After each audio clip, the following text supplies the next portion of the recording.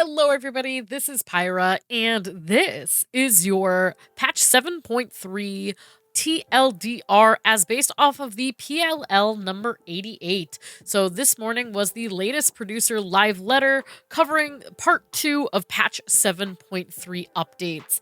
And if you want a full video of this, there are a lot of creators doing that. For me, we're just going to keep it top level and do a quick TLDR and hopefully under 5 minutes. So without further ado, let's get into it. First up, we did get an announcement date, finally, of releasing August 5th for patch 7.3, The Promise of Tomorrow. So it was estimated early August, and we finally have the confirmation that it is indeed happening August 5th. Next up in the live letter, they really just overviewed a lot of what they had talked about before, with new main scenario quests to continue on the Dawn Trail and post-Dawn Trail story, new dungeon with that, which is going to be called the Meso Terminal, and a new trial with normal and extreme versions, and it is still kind of an unknown. It is that tower that is right behind my head. I will, right here. The tower right behind my head. But yeah, still a lot of question marks and unknowns because it is too integral in the story to be spoiled. Other things that we know we are getting in patch 7.3, we are getting the next chapter in the Alliance Raid series, The Echoes of Vana'diel, Part 2, Sandaria, The Second Walk.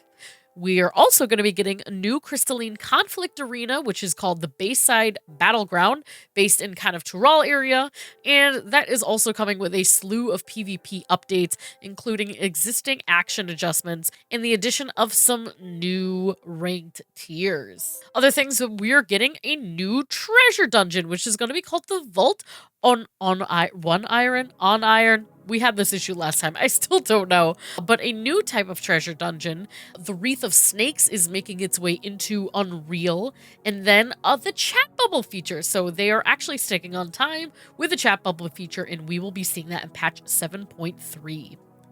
And now, just an extra screenshot. This is kind of what we're talking about with the maps. It's more of like a Gamba lottery system as far as like knowing what your next boss is versus the other two styles of maps that we currently have, which is either kind of the big wheel spin, the Wheel of Fortune almost spin, or pick a door, any door. One of them is the correct one. Next up is duty support. We are getting duty support for Cutter's Cry. And of course, expanded headgear support for Hrothgar and Vera. We already heard about this last time, but they just expanded that this will really cover a lot of different options.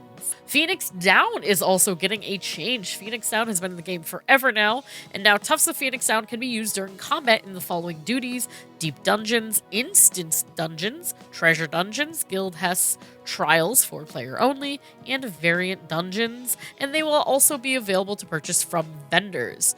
You can now stack them with a maximum of 999 Tufts, and a 360-second recast timer will be added. And of course, Doman Mahjong, they kind of talked about this last time, however, they have confirmed that Wook Lamont, Kawana, and Bakul Jaja will be making their way onto the Doman Mahjong with their voices. And the last system update that covers the base patch of 7.3 is going to be some G-pose settings. So we are going to be getting a vertical G-pose mode, vertical shot mode, as well as some additional pro level filters and options.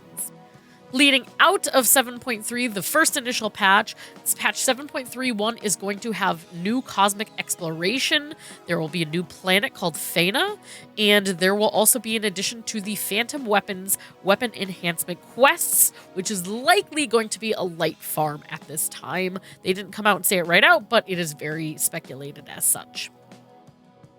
Into patch 7.35, we will be getting a new deep dungeon, the Pilgrim's Traverse, inconceivably further Hildebrand adventures, and new Allied Society quests, the Yak Hoi. And just pulling out a couple things about the new Deep Dungeon, there was a huge update and kind of talk about Deep Dungeon. The top level is, besides, hey, here's the boss, which they were kind of sneaking in last time, we will be now getting this new duty that allows players to directly challenge the floor 99 boss as often as they like.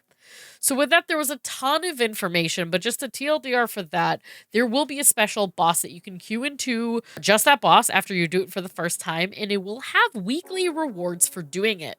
You can give it offerings, which is now you can then take offerings that you get by doing things in the deep dungeon and kind of give them to the boss in a certain way to help change the mechanics.